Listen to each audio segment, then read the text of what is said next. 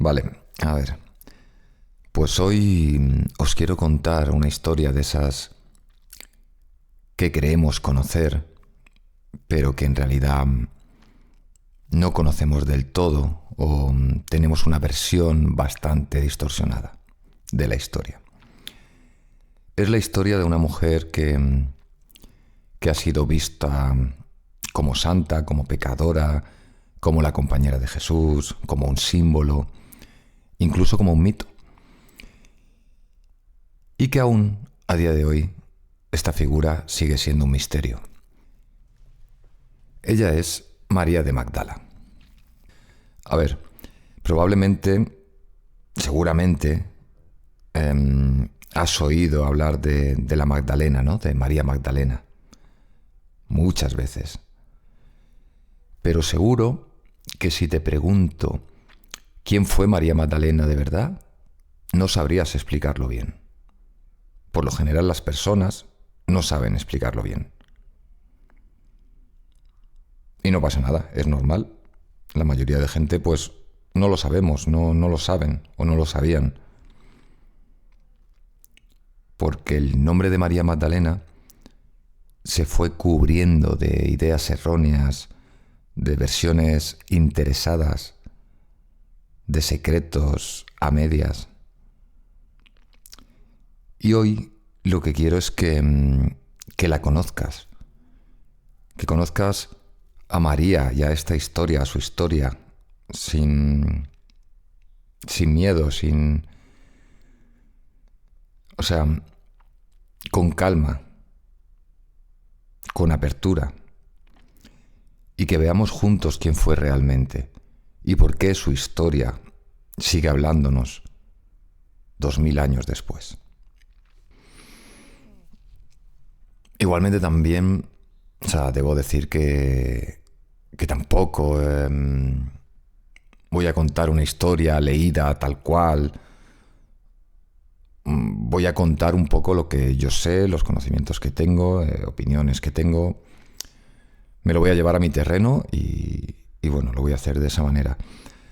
Así que si te quieres quedar, pues te puedes poner cómodo o cómoda, porque no voy a estar mirando el reloj lo que tarde, como en otras reflexiones de intentar no alargarme mucho. En esta, pues bueno, me alargaré lo que me tenga que alargar.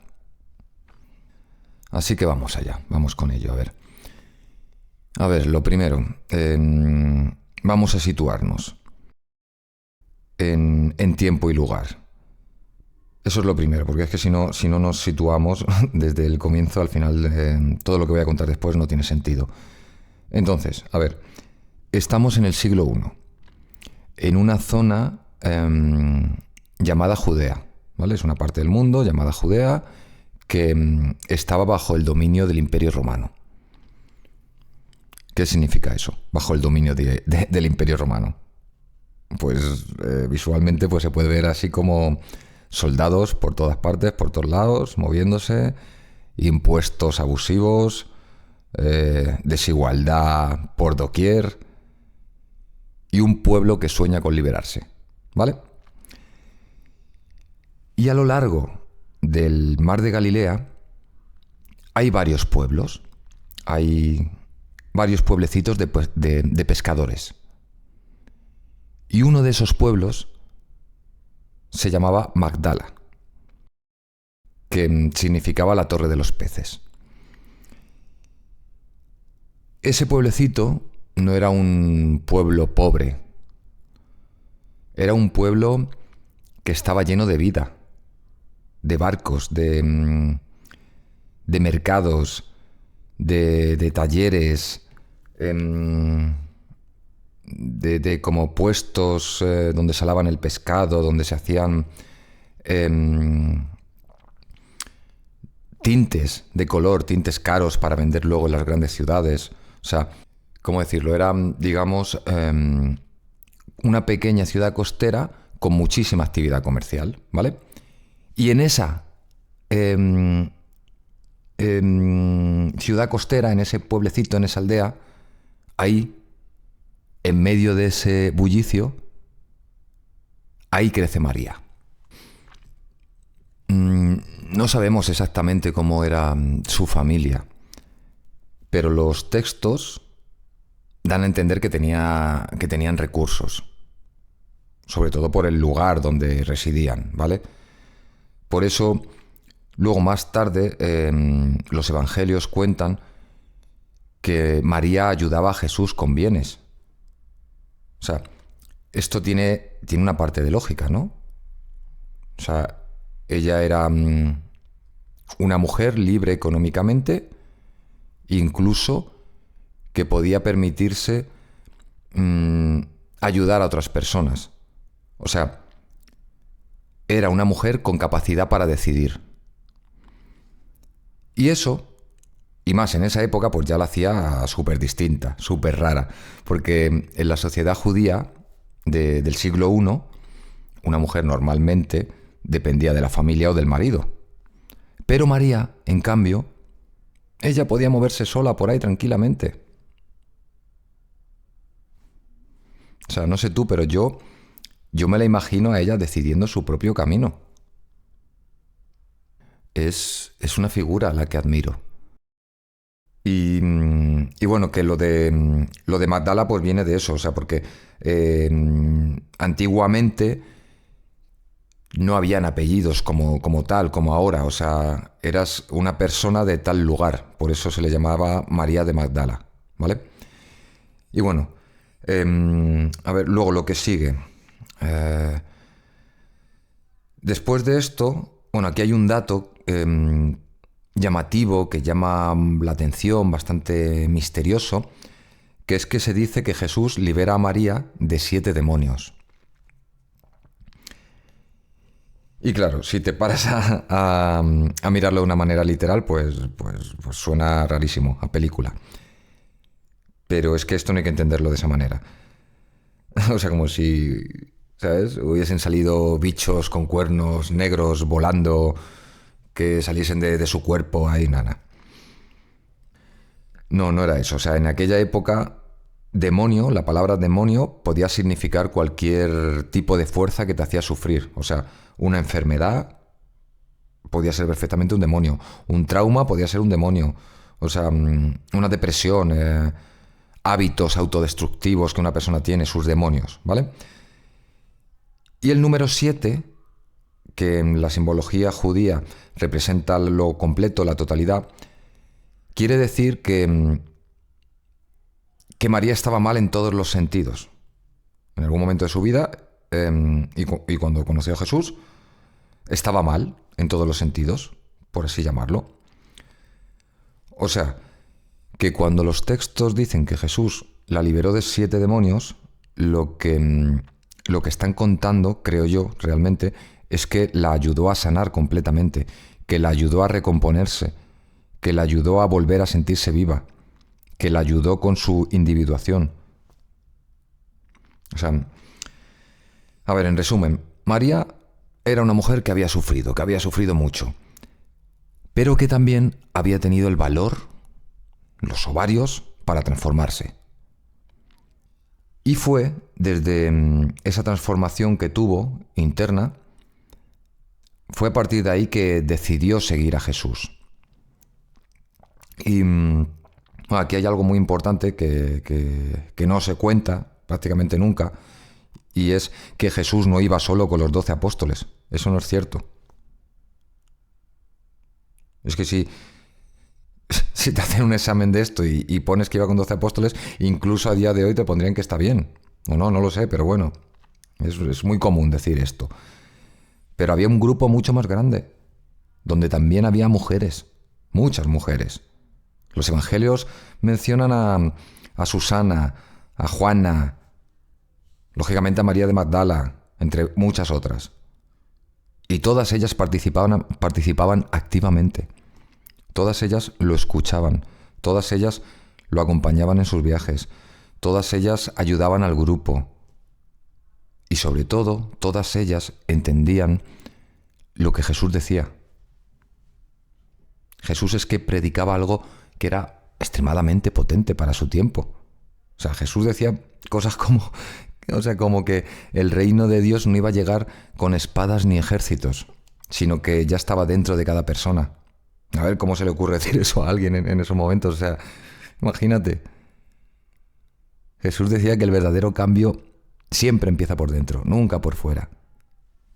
Claro, y eso, tú imagínate, o sea, para una cultura que está basada en leyes, o sea, en leyes externas creadas por el hombre, tú me dirás, era un revolucionario. Y María eso lo entendió rápido. Pero no lo entendió solamente con la cabeza. María lo entendió también con el corazón. Ella no seguía una religión, ella seguía una experiencia. O sea, tú piensas que en esa época las mujeres ni siquiera podían hablar en la sinagoga. O sea, eran invisibles, no existían. Y de repente aparece este hombre, Jesús, este maestro, que las escucha, que las mira de igual a igual, que las trata con dignidad. Es que es lógico que María sintiese que algo diferente estaba ocurriendo en esos momentos. Y es lógico que quisiera acompañarle, seguirle. Y así empezó todo, así empezó esta historia. Ella lo acompañó por pueblos, por caminos, por ciudades, por un montón de lugares, escuchando sus parábolas, presenciando las curaciones, viendo cómo rompía barreras entre ricos y pobres, entre puros e impuros. Y cuanto más le escuchaba, cuanto María más escuchaba a Jesús, más comprendía que ese mensaje no iba de religión y no iba de poder. El mensaje que Jesús estaba dando era un mensaje de conciencia. ¿Vale? Y bueno, hasta aquí, hasta este punto, podríamos decir que la vida de María es la de una mujer libre, fuerte, una mujer con propósito. Vale, pero lo increíble viene después. Viene cuando arrestan a Jesús. Viene cuando ocurre lo de la cruz, la crucifixión. Ahí su papel es fundamental. Y bueno, hay un detalle que es un detalle cultural vital, que es que en esas épocas las mujeres preparaban cuerpos tras la muerte, ¿no? O sea, tanatopraxia se dice, ¿no? Pero llevado a la antigüedad, o sea, utilizaban aceites, hierbas, ungüentos ancestrales, ¿vale? Tenían conocimiento de muchas cosas. Y bueno, eso, a ver, vamos a este momento oscuro de la vida de Jesús y de María, que es cuando arrestan a Jesús. Todo pasa muy rápido, o sea, en una noche lo detienen, lo juzgan casi sin pruebas, ¿vale? Y lo condenan a morir en la cruz. Que esto me suena a cosas que se hacen a día de hoy en la actualidad. Que te detienen de golpe, te juzgan sin pruebas y a correr. A ver, esto hay que entenderlo bien. O sea, la crucifixión era un castigo. Era el castigo romano por excelencia. Era el castigo romano más cruel y más humillante que había. Era un castigo que servía para dar miedo. Era un castigo que servía para dejar claro quién mandaba. ¿Me explico? Y muchos de los discípulos, que hasta hacía nada, hasta unos días antes, parecían súper valientes, pues de repente desaparecen, hacen bomba de humo. Y que vale, que es humano, ¿eh? O sea, tienen miedo, huyen, vale. Es algo humano. Pero hay un pequeño grupo que no se marcha, que no se va. Y ese pequeño grupo estaba formado por mujeres. Y entre ellas, María de Magdala. Ella está ahí todo el rato, viendo algo que ninguna palabra puede describir del todo. O sea, dolor, gente gritando, caos, polvo, sangre. Y ella no se mueve, se queda ahí, permanece. Y ese acto, o sea, ese acto en sí, ya es una forma de amor impresionante. Sabe que no puede hacer nada, sabe que no puede salvarlo, pero está ahí. Y a veces eso, o sea, simplemente el estar, es que ya es maravilloso, o sea, necesario, ¿no? Bueno, a ver, no me salía la palabra, pero bueno. A ver, después de esto, cuando todo se acaba, en todo el tema de la crucifixión, a ver, María lo que hace es ayudar junto con otras mujeres a hacer el entierro, ¿no? O sea, a enterrarlo. Y ellas ven dónde depositan el cuerpo y ellas mismas deciden volver al día siguiente con los ungüentos, que es como mandaban las costumbres en esa época, ¿vale? Para el cuerpo y tal, bueno, para... Y, a ver, aquí en este punto, que es que esto es algo que me llamó bastante la atención, aquí quiero hacer un inciso. Quiero hacer un inciso porque, ¿qué es lo que he comentado antes? O sea, hay algo que muchas veces pasamos por alto. Y era que las mujeres, en la tradición judía, eran las encargadas de la preparación funeraria. Sabían cómo tratar los cuerpos, cómo limpiar, qué aceites usar. Y no era solamente para conservar, era para darle dignidad a ese cuerpo, a esa persona.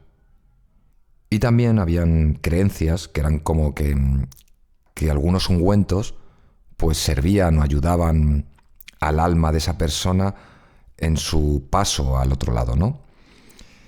Entonces, eso significa que María y las otras mujeres no iban como espectadoras, iban como cuidadoras experimentadas. Tenían conocimientos que hoy llamaríamos naturales o conocimientos médicos. Y aquí, en esto que voy a decir ahora, es donde llega el punto más fascinante. O sea, aquí, que es el siguiente punto de la historia, es que después del entierro, al día siguiente María va al sepulcro, por la mañana, temprano, o sea, antes de que amanezca, antes del amanecer, y lleva consigo pues los aromas, las vendas, todo lo necesario, ¿no? ¿Y qué ocurre aquí? Que se encuentra con la tumba abierta. Y entonces ella, claro, se queda en shock y dice, ¿qué es esto? ¿Qué ha pasado? Y empieza a pensar de si se habrán llevado el cuerpo, qué estará ocurriendo. Súper asustada, y entonces se va corriendo a avisar a Pedro y a otro discípulo más, y ellos van a donde estaba la tumba, miran y dicen, ostras, es verdad. Se dan cuenta de que lo que está diciendo María María de Magdala, es verdad, y se van corriendo a ver dónde está el cuerpo, a buscarlo, a enterarse de qué ha ocurrido. Y ella se queda en el mismo sitio que estaba, que era... o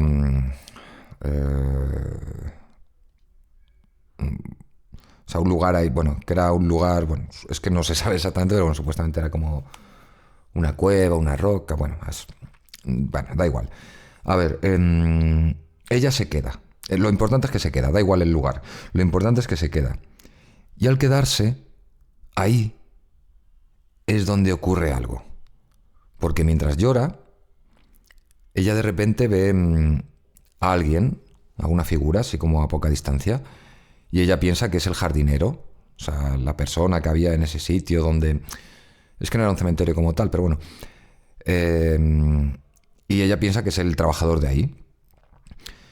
Y lo que hace es pedirle ayuda para encontrar el cuerpo, decirle que ha pasado eso y que le ayude. Pero entonces, aquí ocurre algo fuerte, a ver. Esa voz lo que hace es llamarla por su nombre. Esa voz dice, María. Y ahí de repente a María algo le hace clic por dentro, hace ¡pum! Y lo reconoce. Y dice, maestro. O sea, se lo dice en arameo, que maestro en arameo es Rabuni. Pero no es... Pero Rabuni no es como maestro, como ser un profe, un maestro de algo que estás especializado en una disciplina. No, no. Era como un guía. ¿vale? Como guía espiritual, por así llamarlo. Pero bueno, o sea, a ver, cuando ella lo ve, ella comprende como un reconocimiento, o sea, ella lo reconoce, pero lo reconoce de una manera que va mucho más allá de lo visual y de lo físico. No sé si me explico, o sea, lo reconoce como si Jesús la hubiera llamado por dentro, no desde fuera. Y ahí es donde María tiene una certeza.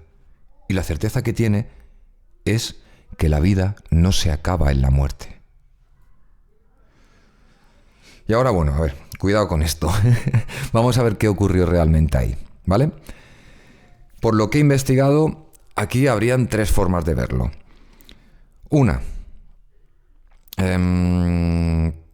sería la versión de la fe, que es la que todos conocemos, con la que creció el cristianismo, que Jesús muere realmente y 3 días después resucita en cuerpo y alma, ¿vale? O sea, que las apariciones que ocurrieron en esos momentos fueron reales y eso lo que hace es confirmar su naturaleza divina, ¿vale?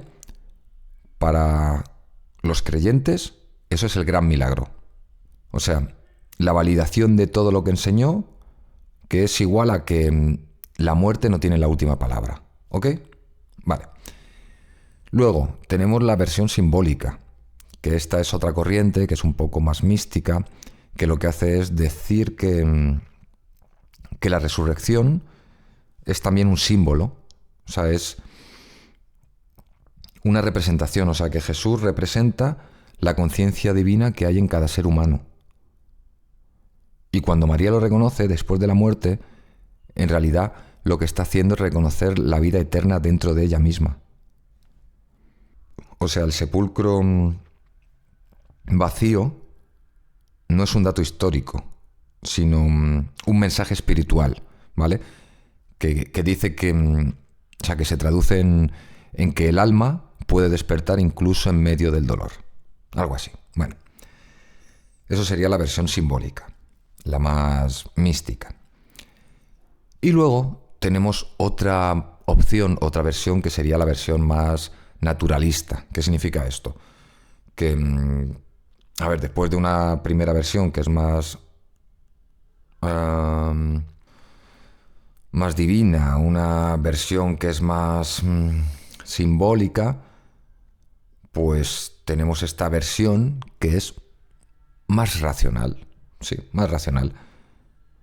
Y en esta versión lo que se nos dice es que Jesús nunca murió del todo, que no llegó a morir, vamos, o sea, que lo bajaron de la cruz en un estado entre la vida y la muerte, ¿vale? Y no se dieron cuenta y creyeron que había muerto. Y esto no es tan descabellado, ¿eh? No digo que sea así, pero que no es una opción descabellada, o sea,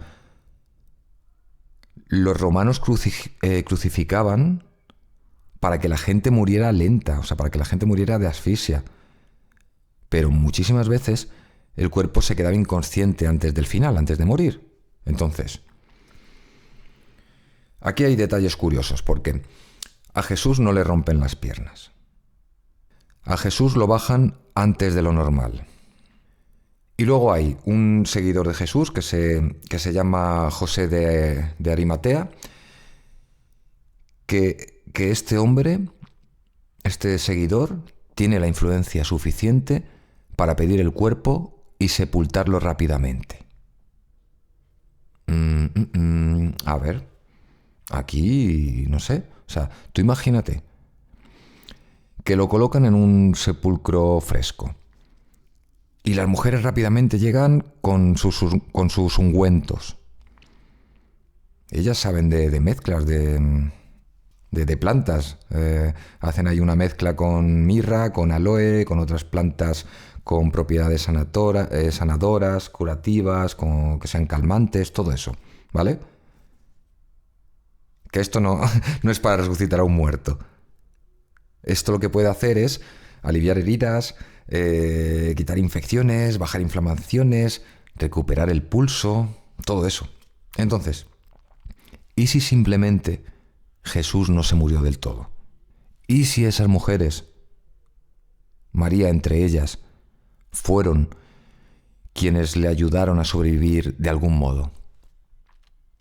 ¿Qué os parece esta opción? Cualquiera de las tres puede ser válida. Yo no estaba. A ver, bueno, hay textos antiguos, sobre todo en las tradiciones orientales, que insinúan que Jesús después viajó a otras tierras. De esto hay algo de información por ahí. O sea, no hay pruebas científicas que digas esto es absoluto, pero la posibilidad siempre ha estado ahí, ¿eh? Sobre todo en los círculos que son gnósticos y esotéricos. Esa posibilidad está ahí, de que Jesús, después de todo esto que le pasó, se fuese a Oriente. Y bueno, a ver, aunque suene atrevido esto, las tres versiones tienen algo en común. Que eso es un punto que a mí me gusta, encontrar el punto en común de las cosas, ese equilibrio. Y las tres versiones hablan de una misma cosa, y esa misma cosa es renacer. O sea, da igual si fue un milagro, si fue algo simbólico, o si fue realmente una recuperación física. En todos estos casos, lo que hay es una vida que vuelve. Y quien la presencia primero, esta vida que vuelve, y quien lo comprende antes que nadie, esa es María. Por eso se dice que María es la apóstola de los apóstoles, porque fue la primera en dar testimonio de la vida, la primera mensajera de esperanza. Si no es por María de Magdala, el cristianismo no existe. El cristianismo hubiera sido una historia trágica más. Y claro, que María fuese la primera que viese, sintiese, comprendiese esto y luego lo compartiese y propagase, pues a los líderes no les gustaba mucho eso. O sea, tú piensa, un movimiento que empieza con una mujer anunciando la resurrección en una cultura patriarcal. Pues claro, pues ¿cómo se van a sentir? Y por eso luego, a los pocos siglos, unos siglos después, las autoridades religiosas preferían modificar esa imagen de María de Magdala. Y en el año 591, el Papa Gregorio Magno se pegó una marcada. O sea, lo que hizo fue mezclar a tres mujeres distintas. Cogió a María de Magdala, cogió a María de Betania y cogió a una mujer anónima que la llamaban la pecadora, que aparece en otro texto. Y lo que hizo es decir básicamente que eran la misma persona. O sea, ¿pero qué es esto? ¿Qué es esto? Y así, la discípula valiente, la mujer que fue testigo del resucitado, la apóstola de apóstoles, María de Magdalena, esa mujer libre, pasó a ser una puta arrepentida, una prostituta arrepentida. Madre mía. O sea, no sé tú, pero a mí eso me parece una atrocidad y un borrado deliberado. Esto se ha hecho aposta. Y bueno, a partir de ahí,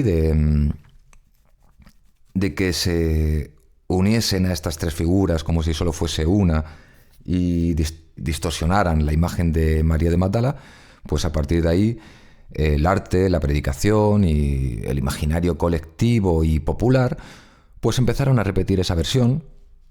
Hablaban de María como María la prostituta, María como la mujer sensual que se purifica por amor a Cristo. ¿Pero qué dices? Están tapando la verdadera historia. Que no, hombre. Y luego ya cuando miramos un poquito más allá, vemos que María sigue ahí y que se ha metido mucha cosa que no es cierta de por medio. Y bueno,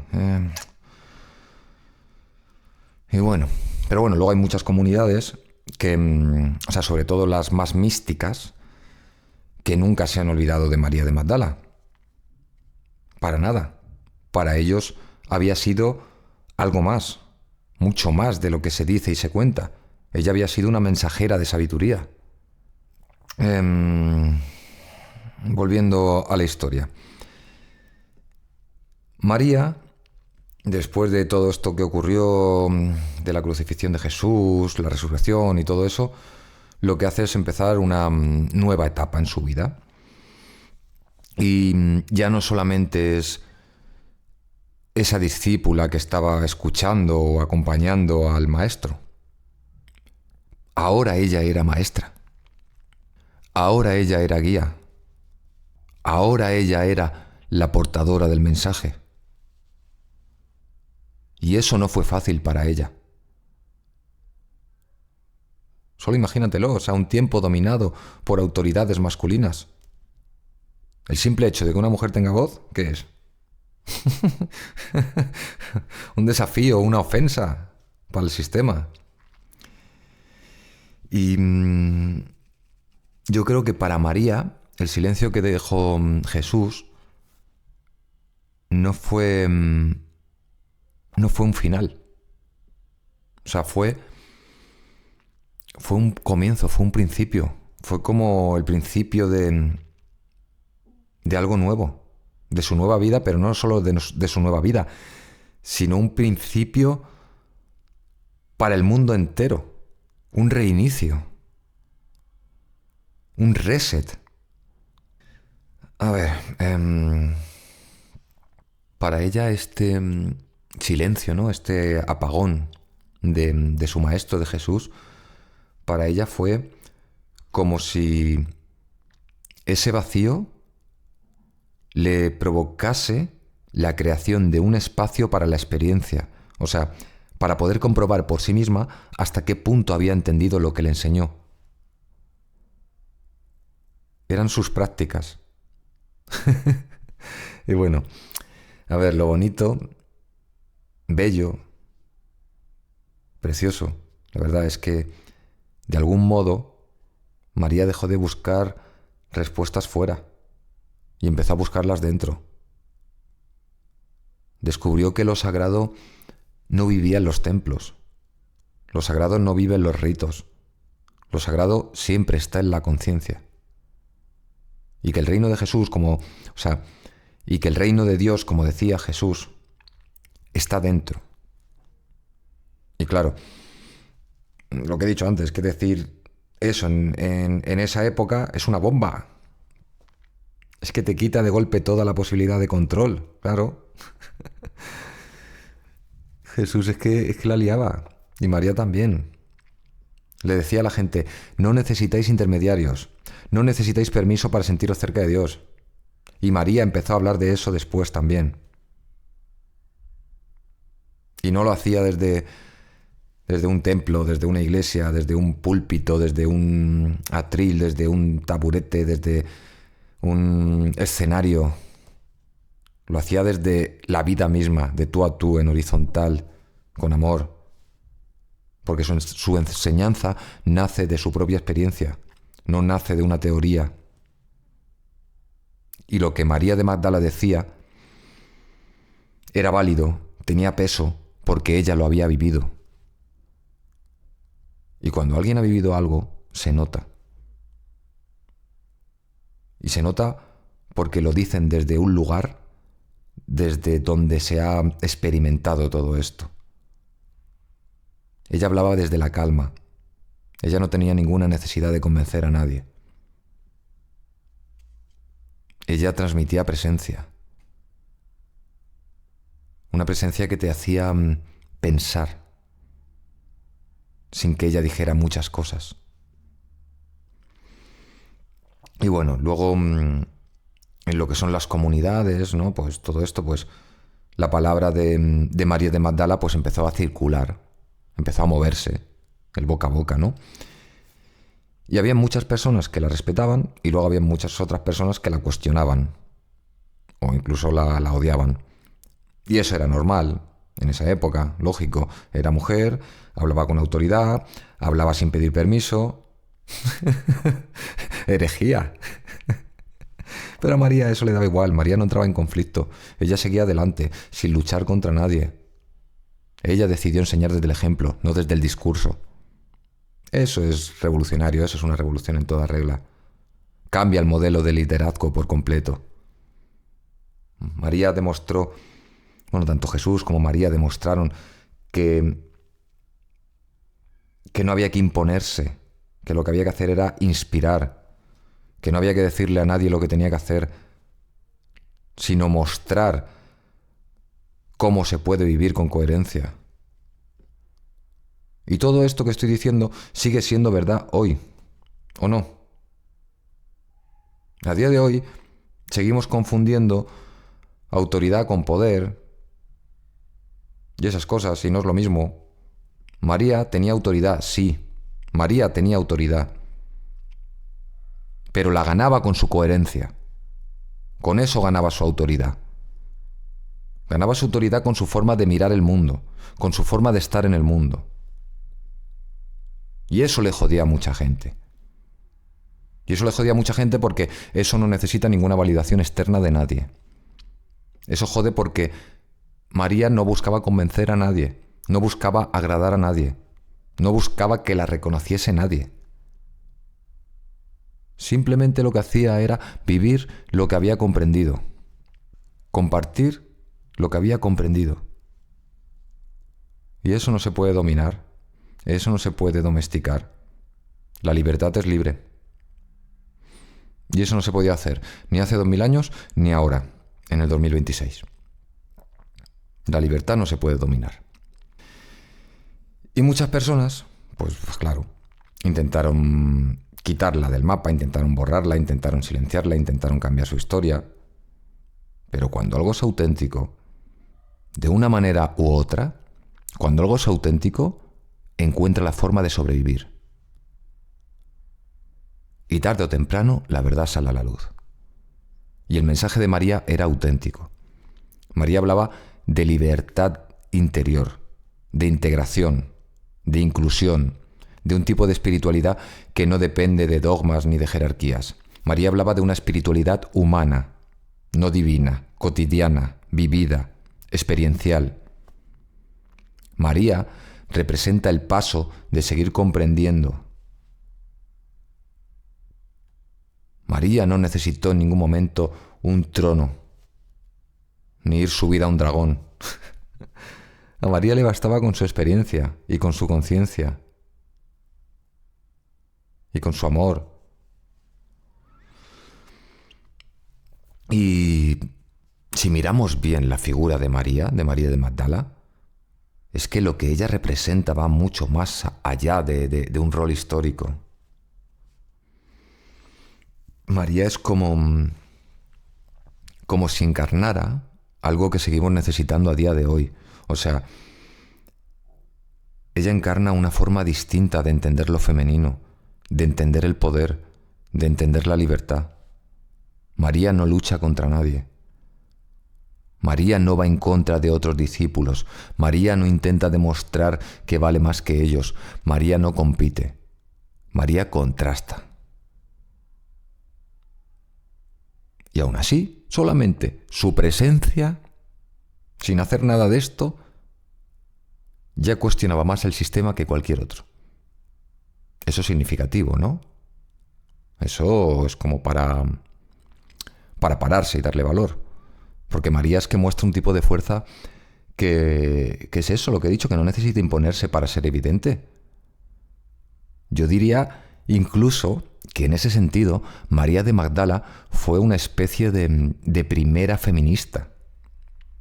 Pero claro, a ver, entendiendo bien la palabra, porque si no, ¿vale? O sea, no tanto en el sentido moderno de protesta social, que también tiene su lugar, sino desde un nivel mucho más profundo, el de una mujer que se reconoce a sí misma, que se da permiso para existir tal y como es, Sí, que se da permiso sin tener que rebajarse, ni sobreactuar, ni ser otra persona. Una mujer que sabe que su valor no se negocia. Así de claro. Y, y bueno, es que esto es curioso porque muchas veces cuando hablamos de feminismo se nos cuela casi sin querer como una lógica de guerra, ¿no? Ellos contra nosotras, nosotras contra ellos. Unos ganan y otros pierden. Y María de Magdala, representaba otra cosa. Bueno, representa. Ella no viene a sustituir lo masculino, ella viene a equilibrarlo. Ella no viene a ocupar el lugar de nadie, ningún trono ni nada de eso. ¿Qué trono? O sea, ella viene a recordar que posiblemente nunca debió haber tronos. O sea, en su interior, o sea, en María de Magdala, es que lo que podemos ver es eso, es un feminismo interior. Ese feminismo que no empieza en la calle, que empieza en la conciencia. Un feminismo que te lleva a preguntarte, a ver, ¿de qué manera me estoy dejando de lado? ¿Dónde estoy cediendo mi voz por miedo al conflicto? ¿Dónde no estoy siendo yo? ¿En qué momento he empezado a creer que mi lugar en este mundo era menos por ser mujer? Yo qué sé, cosas así. Y desde ahí, María, haciéndose esas revisiones honestas, empieza a creer, bueno, a creer, no, empieza a sentir en su interior algo muy distinto a lo que es la rabia. O sea, le mengua la rabia y le crece la dignidad, ¿vale? O sea, empieza a tener una dignidad tranquila, sin estridencias, algo firme, ¿vale? Y por eso yo creo que por todas estas cosas su figura a día de hoy resuena tanto.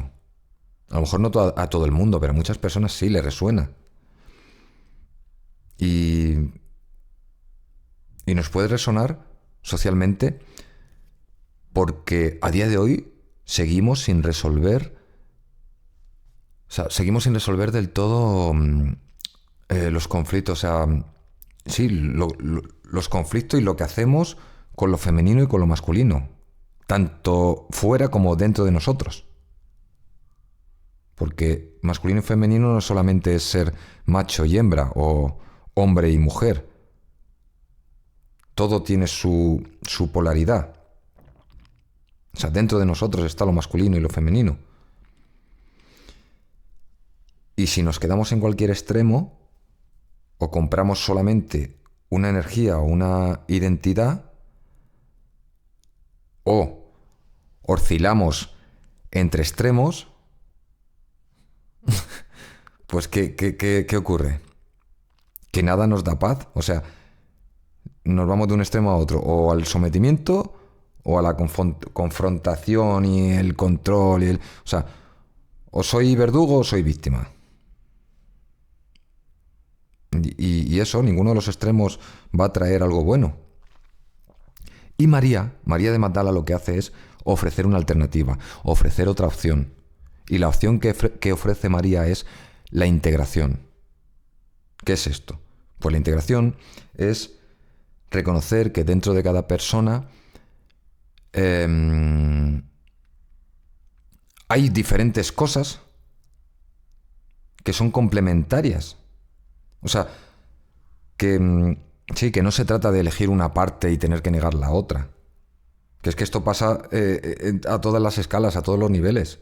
Decimos, si esto es tal, esto no es cual. Si este es malo, significa que este es bueno. Pues no, es que es eso, no se trata de elegir una u otra parte. Se trata de aprender a coordinarlas, se trata de aprender a encajarlas, se trata de aprender a que sean complementarias. O sea, imagínate que dentro de nosotros hay dos fuerzas, una azul y otra roja, por ejemplo, y que en vez de que se estén dando de palos, pues lo que hacemos es que se agarren la una de la otra, de la manita y de la cintura, y se pongan a bailar. Eso sería. Y bueno, a ver, Eh, bueno, fijaos que Jesús, él mismo, o sea, en muchos relatos aparece también con rasgos muy equilibrados. O sea, dicen, por ejemplo, que era una persona que era muy directa y muy compasiva a la vez. Era muy firme, pero muy cercano a la vez. Era muy libre, pero muy comprometido. Parecen extremos, pero no. Y no es casual que sea precisamente María quien mejor parece entender este equilibrio. Ella lo reconoce, lo absorbe, lo hace suyo, lo integra, eso es. Por eso cuando pensamos en ella como un posible símbolo de feminismo, aquí conviene matizar. Porque no es el feminismo del yo puedo sola y no necesito a nadie. Sola y borracha voy a volver a casa. No, es el feminismo de yo me reconozco, yo me respeto y camino a tu lado desde ese lugar. Así, de simple. Ella tenía un feminismo que no tenía que decir, oye, ¿me permites hacer esto? No tenía por qué hacerlo, pero tampoco tenía por qué vengarse de nadie. O sea, no estar por encima de nadie, o sea, no querer ponerte por encima de nadie, pero tampoco querer pisarle. O sea, estar en horizontal, a la misma altura. Y si esto nos lo llevamos a la actualidad, al día de hoy, pues tenemos aquí un mensaje potente. Porque, a ver, seamos sinceros. Todavía, a día de hoy, 2000 años después, arrastramos muchísimos patrones. A día de hoy, todavía tenemos en la cabeza que lo femenino está asociado a debilidad, o a falta de lógica, o a dependencia emocional. Y lo masculino a dureza, a control, a distancia afectiva. Anda. O sea, esto es como si cada parte tuviera que renunciar a la otra para encajar en su papel. Y esto no es así, no tiene por qué ser así. Y María rompe eso. María habla de integración. Da el ejemplo de la integración, con su forma de estar. Con su forma de estar muestra que se puede ser sensible sin dejar de ser fuerte. Que se puede tener una vida interior súper profunda y al mismo tiempo estar súper presente en la realidad. O sea, ser súper profundo o espiritual o esto o lo otro no significa tener que ser un ermitaño y aislarte por ahí en una cueva, sin móvil y sin no sé qué y sin no sé cuántos y tal. Yo creo que eso incluso es más ego espiritual. Porque la misión está aquí, con todos nosotros. Y eso, que ella lo tenía claro, que se podía amar sin anular, que se podía acompañar sin tener que tú acabar baldao. O sea, es que es eso. Ahí es donde está uno de los mensajes más relevantes, más importantes de la figura de María de Magdala. Nos hace un regalo, nos da una invitación, nos dice, mira, podéis revisar desde dónde nos relacionamos como humanos, con nosotros mismos y con los demás. Y si lo hacemos desde carencias, o si lo hacemos desde conciencia, o si lo hacemos por miedo, si lo hacemos por libertad, o esas cosas. Y esas cosas, o sea, esa revisión a la que María nos invita que hagamos, no tiene nada que ver con géneros. No tiene nada que ver con ser hombre o mujer. Eso es algo para todos, ¿o no? Da igual que seas hombre o mujer. Tanto un hombre como una mujer puede tener pendiente ese trabajo de integración interna. Ese trabajo de reconciliar lo que somos con lo que nos dejaron creer que debíamos ser. Y esto, María, aún en silencio, ya lo estaba haciendo hace 2000 años. Y se podría decir incluso que de algún modo sigue haciéndolo a día de hoy. Sigue haciéndolo cada vez que alguien se permite mirar su historia sin prejuicios. sigue haciéndolo cuando alguien que, sí, que mira y que escucha esta historia sin prejuicios, se pregunta a sí misma, a ver, ¿dónde estoy yo en todo esto? ¿Qué pinto yo aquí? Y bueno, pues eso, que, que llega un momento en el que todo eso que María de Magdala representa, pues trascienda su tiempo. Da igual si crees o no en los evangelios, si eres o no creyente, religioso, católico o lo que sea. Da igual si lo miras desde la historia o desde lo simbólico, o desde lo naturalista o desde lo que sea. Lo que transmite María de Magdala tiene una profundidad humana que sigue tocando a día de hoy algo esencial. No solo en esta época, en todas las épocas vividas desde ese momento. Por eso su nombre nunca se borró del todo y nunca se va a borrar. Intentaron silenciarla, intentaron reducirla a una simple etiqueta de pecadora arrepentida, prostituta o lo que sea. Pero no. Algo en su figura se resistió a morir. Dijo, conmigo no. Así no. Y la verdad tiene una manía que es muy suya. Y es que siempre al final brota. Lo quieras o no, la planta sale. Y bueno, que eso, que estoy hablando de María de Magdala, pero realmente también estoy hablando de todos nosotros. Estoy hablando de historias que a veces intentamos olvidar o intentan que olvidemos o las distorsionas y, y que están ahí para ser rescatadas y para ser vistas y comprendidas.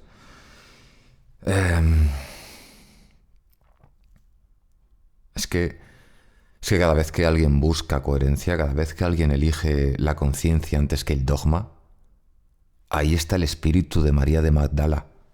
Ahí está su espíritu recordándonos que la fe no es repetir, la fe es vivir. Y eso que... A ver, tampoco hay que llevarlo a ningún extremo, porque sé que hay comunidades que la veneran como si fuese algo divino. O sea, se le ha podido incluso idealizar demasiado en diferentes comunidades o corrientes. Y eso se convierte en una jaula también. María no necesitaba ser una deidad ni un mito. Si lo bueno de María es que era muy humana, que era humana. Y desde la humanidad nos enseñó lo divino, no al revés. Yo creo que eso es lo grande, eso es lo enorme. Que ella no hablaba desde un pedestal, hablaba desde su experiencia real, de tú a tú, de humano a humano. Y bueno, que creo que lo que más nos cuesta aceptar de ella no son sus enseñanzas. Que bueno, que es que podemos indagar mucho, pero bueno, lo que más nos cuesta aceptar de María de Magdala es lo que sus enseñanzas nos exigen interiormente. Porque sus enseñanzas nos sacan directamente de un papel de espectadores. Su historia directamente nos dice, vale, esto ahora te toca a ti. Te toca mirar tu sombra. Te toca reconciliar tus propias polaridades. Te toca dejar de esconderte detrás de justificaciones y de excusas y de tonterías diciendo, es que yo soy así. Porque una persona que se reconoce libre es una persona que también tiene que hacerse responsable de lo que uno vive. María no enseñaba a crecer, María enseñaba a ser consciente.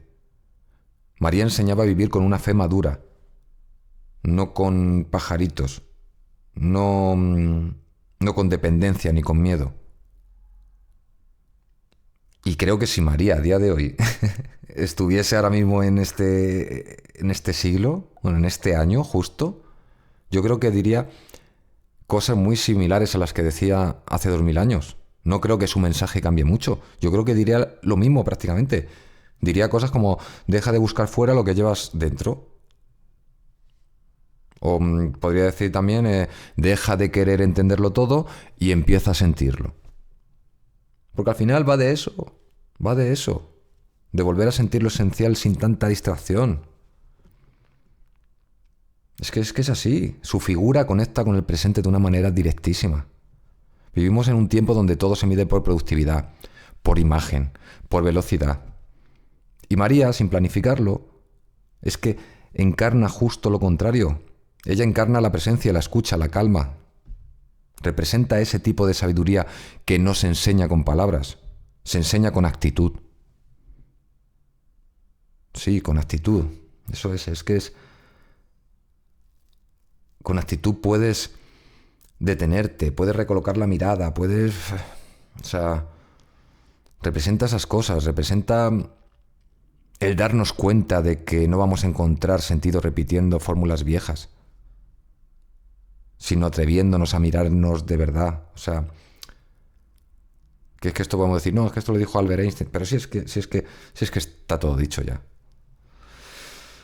Y bueno, pues eso, que María está viva en cada persona que decide dejar de esconder su luz por miedo al juicio. María está viva en cada mujer que elige hablar con voz propia, sin odio y sin sumisión. María está en cada hombre que se permite sentir sin avergonzarse, sin sentir vergüenza. Y ya si nos vamos un poquito más al fondo, sin decir hombre ni mujer, pues María, yo creo, que está en cada ser humano que busca reconciliar su lado racional con el emocional, su hacer con su ser. Locuerdos, ¿no? Pues eso. Así que bueno, yo creo que esa es la herencia más grande que nos deja María de Magdala. Nos deja un mensaje aquí, un recordatorio. Nos dice que la plenitud no está en el poder, no está en el ganar, no está en los templos, está en recuperar la integridad. El poder está en no fragmentarse. El poder está en ser uno mismo, en la autenticidad. Y puede que por eso, tantos siglos después, todavía estemos hablando de María de Magdala. Porque en realidad cuando uno habla de María de Magdala, en realidad muy posiblemente esté hablando de sí mismo. Esté hablando de esa parte del alma que aspira a vivir en coherencia, sin miedo a su propia verdad. Así que bueno, ¿qué voy a decir? Es que es eso. Ahora nos toca a nosotros, nos toca continuar esta historia. Es que después de todo este viaje, bueno, todo esto que he contado de María, uno entiende que María de Magdala no fue solo un personaje del pasado, fue un reflejo, fue mucho más, fue un espejo que sigue mirándonos de algún modo. Es que es así, cada vez que contamos su historia, algo en nosotros se activa. Algo que tiene que ver con recordar, con reconectar, con volver a lo esencial. María hablaba de libertad interior. María no dependía de estructuras ni siquiera de contextos. O sea, era un estado del alma. Era eso, es algo que la hace eterna.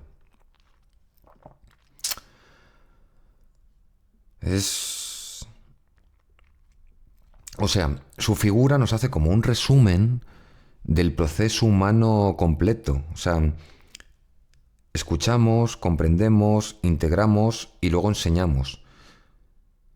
Y no lo debemos hacer desde la autoridad, sino desde la experiencia. Era una persona coherente. Y ella sabía que ser coherente muchas veces era sinónimo de, de que te dejen solo, pero también era sinónimo de paz. Eso María lo tenía claro. Sabía que tenía que seguir adelante. Aunque otros lo criticaran o otros no lo entendieran, ella sabía que eso era parte del camino. Por eso su historia, aunque sea de hace 2000 años, sea una historia antiquísima, suena muy actual.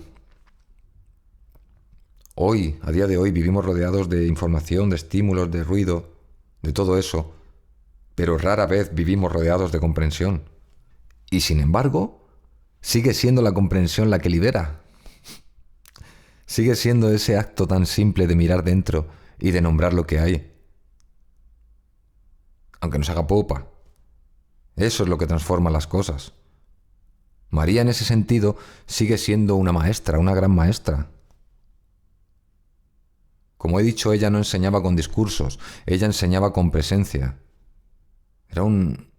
Ella te decía, mírate, responde desde tu verdad y hazlo con amor. ¿Habéis visto qué sencillo es esto que acabo de decir? Pues esto puede cambiar una vida entera. Es que su legado no está en lo religioso, su legado está en lo humano. Su legado está en mostrarnos que la fe no es un conjunto de ideas. La fe es una forma de estar. Y que el espíritu no es algo que hay que demostrar, es algo que hay que vivir. Y que el poder verdadero de un ser humano no está en dominar. El poder verdadero está en comprender. O sea, en resumidas cuentas, su mensaje, al final, se resume en algo muy básico. Basiquísimo, súper simple, pero muy profundo también a la vez. O sea, su mensaje es, sé lo que eres y vive en consecuencia. Ya está. Y eso fue lo que hizo ella. Y ya todo lo demás, todo lo que tal, pues bueno, todo eso son añadidos. ¿Vale? Y igualmente, tampoco se le ha dado un cierre a su historia, un cierre real, o sea, se ha dejado su historia abierta. Después de tantos años, seguimos hablando de ella y es que es eso, no hay un cierre claro en su historia. Su historia no termina con la muerte de Jesús, ni fundando un grupo religioso, no sé qué, no. Su historia termina con una posibilidad. Y la posibilidad es que continuemos lo que empezó. Y esa creo que es la capa más profunda de su mensaje.